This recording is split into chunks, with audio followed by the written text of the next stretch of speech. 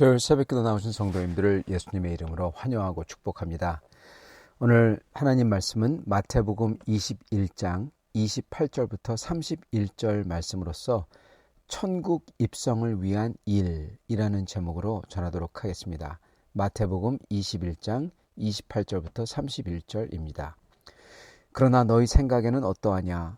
어떤 사람에게 두 아들이 있는데 맏아들에게 가서 이르되 얘야 오늘 포도원에서 가서 일하라 하니 대답하여 이르되 아버지 가겠나이다 하더니 가지 아니하고 둘째 아들에게 가서 또 그와 같이 말하니 대답하여 이르되 실소이다 하였다가 그 후에 뉘우치고 갔으니 그 둘 중에 누가 아버지의 뜻대로 하였느냐? 이르되 둘째 아들이니이다. 예수께서 그들에게 이르시되 내가 진실로 너희에게 이르노니 세리들과 창녀들이 너희보다 먼저 하나님 나라에 들어가리라. 아멘. 네, 오늘 말씀 제목 천국 입성을 위한 일입니다. 오늘 이 예수님의 비유에는 아버지가 두 아들에게 포도원에 가서 일하라 그러는 게 나오죠. 자, 여기서 포도원에 가서 일하라. 포도원은 하나님의 나라입니다. 하나님의 나라, 그리고 천국이죠. 천국. 그래서 천국에 가서 일해라. 천국에 일을 하라는 겁니다. 천국 사람으로 살라는 거죠. 그거에 비유한 것입니다. 천국에 일을 하고 천국 사람으로 사는 것은 하나님을 경외하고 주님을 따르는 삶이고, 그리고 그렇기 때문에 그거는 공의롭고 의롭고 하나님이 기뻐하시는 일들을 하는 삶일 것입니다. 그래서 결국 가서는 하나님의 일 중에서 어떻게 보면 제일 중요한 거는 하나님께서 아브라함에게 예언으로 주셨던 약속. 만민이 비록 지금은 우상 숭배하고 다른 신을 섬기지만 지금 이 만민들이 언젠가 하나님께 다시금 돌아오리라. 만민이 너로 인하여 복을 받으리라. 그게 가장 중요한 복이 천국 들어가는 복이니까 만민이 하나님을 섬긴다는 겁니다. 그 예언을 하나님께서 성취하신다는 겁니다. 자, 그랬을 때 가장 중요한 것은, 하나님의 백성으로서 가장 중요한 것은 그것을 이루는 것도 있겠지만 사실은 그걸 이루는 게 아닙니다. 왜냐? 그거는 하나님이 이루시기 때문에 그렇습니다. 하나님의 백성으로서 하나님께서 그거를 이루실 때 우리가 해야 되는 제일 중요한 것은 그 약속을 믿는 겁니다, 여러분. 믿는 거예요. 믿기 때문에 그 주님을 비록 지금 내 눈에는 당장 그러지 아니하는 것 같더라도 그 주님을 따라서 가는 겁니다. 그게 바로 아브라함의 삶이에요. 그래서 요한복음에서 주님께서는 하나님의 일은 하나님이 보내신 일을 믿는 것이다. 그렇게 말씀하셨어요. 그렇게 말씀하셨듯이 하나님 나라의 일은 오직 하나님이 하시고 하나님이 가져오시는데 우리가 해야 되는 것은 그거를 믿는 거라는 겁니다. 그리고 믿기 때문에 따르는 거죠. 그게 바로 아브라함이 했던 거고 그게 바로 하나님의 일인 것입니다. 자, 그래서 마찬가지로 이 비유에 나오는 두 아들이 해야 됐던 것은 그 포도원에서 일한다 그랬을 때 하나님 나라의 일이죠. 하나님 나라에 들어가서 일해라 그거죠. 그 해야 됐던 일이 뭐냐? 여러분 간단합니다. 그들은 하나님 말씀대로 믿고, 즉 하나님 나라 사람으로 살면서 하나님이 기뻐하시는 것을 쭉 하는 거죠. 공의를 행하고 그리고 주님을 섬기는 거죠. 그러면서 뭘 해야 됐으냐? 하나님이 가져오실 만민이 하나님을 섬기게 되는 그 역사. 그거는 어떻게 됩니까? 예수님의 십자가와 부활로 이루어지죠. 그죠? 그 역사를 믿고 소망하면서 기다리는 겁니다.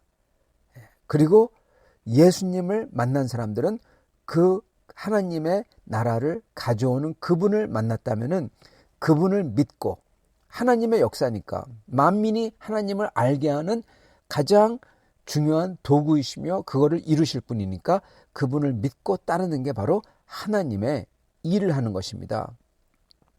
천국의 일을 하는 거죠. 예수님께서는 그렇기 때문에 예수님께서 성경 말씀을 다 성취하신다는 것을 예수님이 보여주셨어요. 알려주셨어요. 기적을 행하시면서 이게 저 성취다, 이게 저 성취다 다 보여주셨어요. 예수님께서 지금 하나님 나라의 약속을 지금 이루어가고 있다는 걸 보여줬다는 겁니다. 그렇다면은 그거를 보면서 사람이 해야 됐던 것은 아브라함처럼 아브라함처럼 해야 되는 겁니다. 무슨 내가 하나님 나라를 가져온다 그게 아니라 하나님을 믿는 겁니다. 이게 두 아들이 해야 했던 일입니다. 그게 바로 포도원의 일이에요. 하나님 나라의 일인 것입니다. 자, 그런데 첫째는 어떻게 합니까? 예했다가 마치 하나님을 믿고 따르는 것 같이 행동했다가 결국 가서는 하나님을 믿지 않습니다. 안 합니다. 예했다가 포도원에 들어가지 않죠. 둘째는 어떻게 합니까? 처음에는 실소이다, 싫습니다 그러죠. 믿지 않는다 그러죠. 그러면서 막 그냥 말 안 듣는 겁니다. 그렇지만 나중에는 포도원 밭에 가서 일했다. 그렇게 나오죠. 나중에는 주님을 믿고 따랐다는 겁니다. 자, 그랬을 때 주님께서 이렇게 물어보시죠. 누가 정말 진실되게 아버지의 말을 들었냐? 그렇게 묻죠. 당연히 둘째죠. 종국에는 둘째가 아버지 말대로 그대로 했습니다. 첫째는 하는 듯 했지만은 종국에는 안 했고요. 여러분, 그렇기 때문에 종국에 우리가 어떻게 행하는가, 어떤 사람이 되었는가, 정말 하나님의 뜻대로 하는 믿음이 있는가, 그게 제1의 중요한 것이라는 겁니다. 그게 바로 천국에 입성하는 일이고 그게 하나님의 일이에요. 그걸 지금 우리 주님이 알려주고 계세요. 우리가 해야 되는 것은 여러분 믿음이라는 겁니다. 믿는 사람이 돼 있어야 돼요. 믿음의 사람이 돼 있어야 돼요. 끝에 가서는. 그리고 정말 믿음의 사람이 되었다면 정말 하나님의 뜻대로 행하는 사람이어야 된다는 겁니다. 그거는 단순히 10계명을 지키는 것뿐만 아니라 우리의 태도가, 여러분 우리의 태도와 우리의 말이, 우리의 생각이 남을 헐뜯고 비판하고 그리고 욕하고 그리고 나만 잘났다고 생각하고 너는 모르지 그러면서 비판하고 그러면 안 된다는 겁니다. 우리의 생각은 아브라함처럼 긍휼히 여기고 받아주고 그리고 뭐가 보이든지, 여러분 내가 똑똑해서 다른 사람이 못 보는 걸 다 본다 그게 아니에요. 다른 사람도 보여요. 특히 다른 사람의 단점들이 잘 보이죠. 그러나 그럼에도 불구하고 그거를 마치 못 본 척처럼 못 본 것처럼 척하는 겁니다. 왜냐? 사랑은 모든 죄를 덮느니라. 그렇기 때문에 그 모든 죄를 덮고 오히려 격려하며 기다려주며 소망하며 오래 참는 것입니다. 무례하지 행하지 아니하고, 그죠? 그러는 사람이 돼야 된다는 겁니다, 여러분. 그게 믿음이에요. 그게 믿음입니다. 그게 주님의 일을 하는 거죠.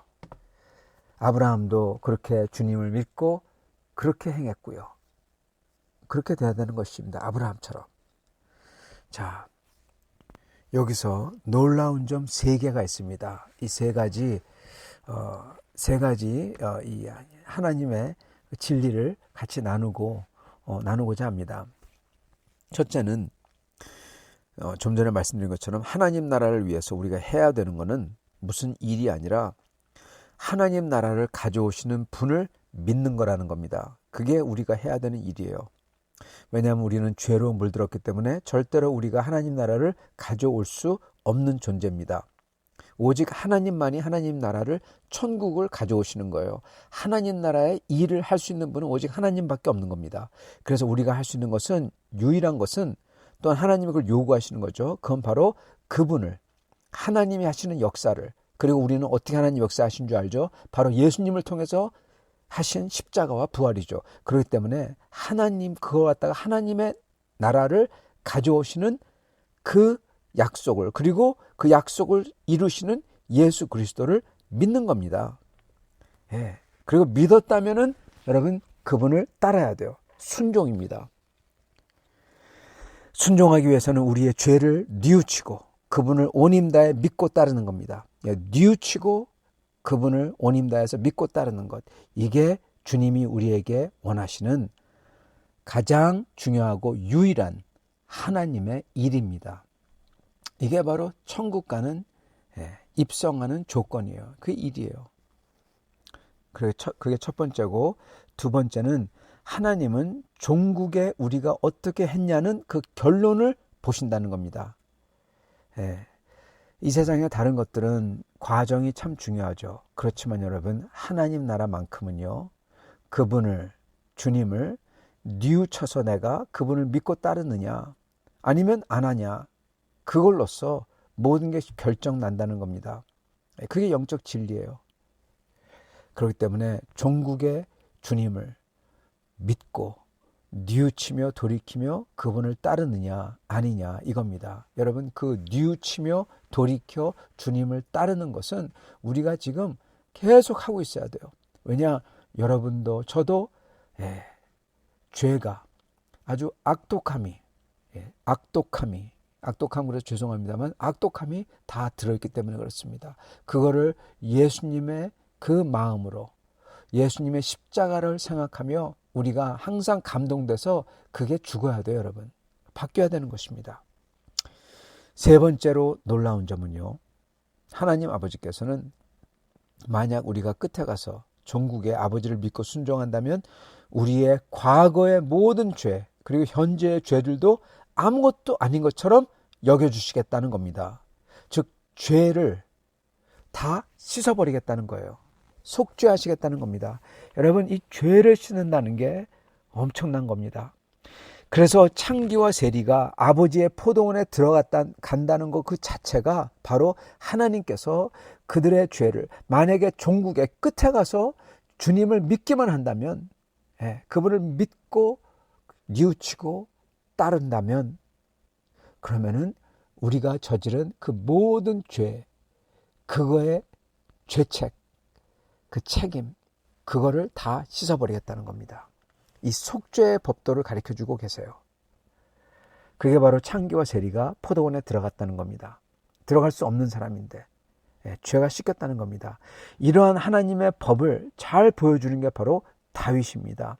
여러분, 시편 51편을 보면요, 거기에 그 시편은 다윗이 밧세바의 간음과 그리고 밧세바의 남편인 우리아를 갖다가 죽여버린 것, 그게 큰 죄를 들통난 거, 나단이 그거를 지적한 다음에 그런 다음에 쓴 시편이 바로 51편입니다. 거기서 다윗은 그 죄로 인하여 죄책감이 얼마나 깊었겠습니까?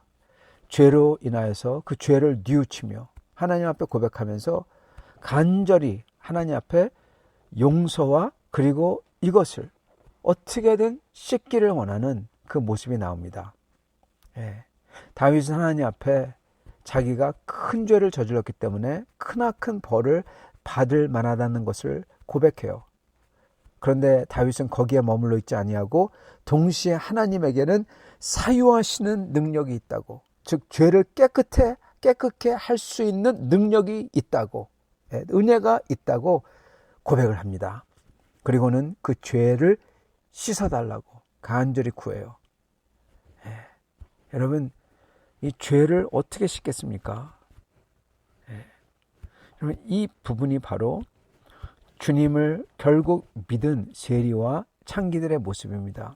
그들의 죄는 있어요. 그들의 죄 때문에 많은 사람이 피해를 받거나 그들이 피해를 보거나 하여튼 그랬어요. 근데 이거를 어떻게 씻을 수가 있겠습니까?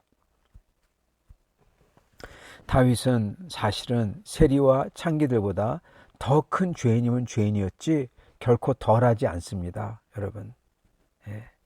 근데 그런 다윗이 회개하며 돌이켜 주님께 나아가 주님에게는 사유하시는 능력과 은혜가 있다고, 어떻게든 죄책감을 자기는 씻을 수가 없는데 그걸 씻을 수 있는 능력과 은혜가 하나님에게만 있다고 엎드릴 때 주님은 그 믿음대로 다윗의 죄를 깨끗하게 속죄하셨던 겁니다. 씻으셨던 겁니다.